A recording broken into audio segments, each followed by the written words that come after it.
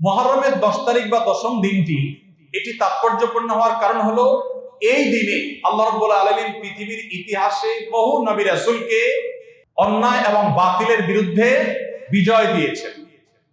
অনেক বড় বড় ঘটনা এই দিনে ঘটেছে এবং কিয়ামতের আগে আরো ঘটবে। আশুরার করণীয় বর্জনীয় সম্পর্কে জানতে চাই। 10ই মুহররমকে আশুরা বলা হয়। 10ই মুহররমকে কি বলা হয়? আশুরা। মুহররমের 10 তারিখ এটি কোরআন এবং হাদিসের দৃষ্টিকোণ থেকে খুবই গুরুত্বপূর্ণ এবং তাৎপর্যপূর্ণ একটা দিন। সারা বছরের ফজিলত এবং মর্যাদাপূর্ণ কয়েকটা দিনের একটা হলো আশুরা। মুহররমের 10 তারিখ বা 10ম দিনটি এটি তাৎপর্যপূর্ণ হওয়ার কারণ হলো এই দিনে আল্লাহ রাব্বুল আলামিন পৃথিবীর ইতিহাসে বহু নবী রাসূলকে অন্যায় এবং বাতিলের বিরুদ্ধে বিজয় দিয়েছেন। অনেক বড় বড় ঘটনা এই দিনে ঘটেছে এবং কিয়ামতের আগে আরো ঘটবে।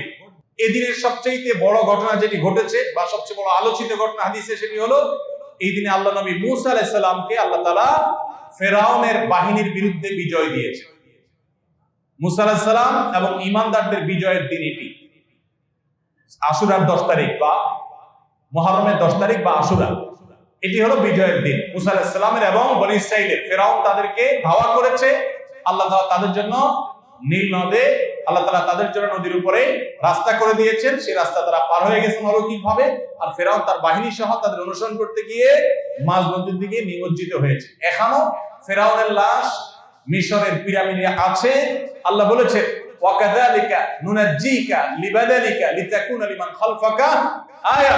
তোমার দেহকে, হে ফেরাউন, তুমি যে অহংকারী ছিলে, তোমার দেহকে কিয়ামত পর্যন্ত আমি রেখে দিব, নষ্ট হতে দিব না, যাতে পরবর্তী প্রজন্মের কাছে তুমি শিক্ষার বিষয় হও, তোমাকে দেখে শিক্ষা নিতে পারে যে আল্লাহ তৌহিদের শাস্তি কি হয়, যত বড় পাওয়ারফুলি হোক না কেন।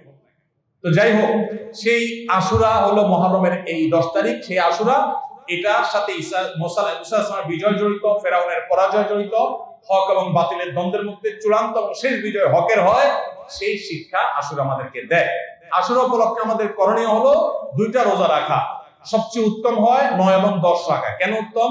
কারণ নবী করিম সাল্লাল্লাহু আলাইহি সাল্লাম যে বছর ওয়াফাত হয়েছে তিনি বলেছেন, যদি আমি আগামী বছর বেঁচে থাকি লা আসুমান্না তাসিআ ওয়াল আশির, তাহলে আমি 9 এবং 10 জিলহজের এই 2 দিন রোজা রাখবো। এজন্য 9 তারিখ আর 10 তারিখ রোজা রাখা উত্তম। আর যদি 9-10 তারিখ রাখতে না পারেন তাহলে 10 আর 11 রাখবেন। 2টা রোজা রাখা উত্তম। ইহুদিরা শুধু একটা রোজা রাখে।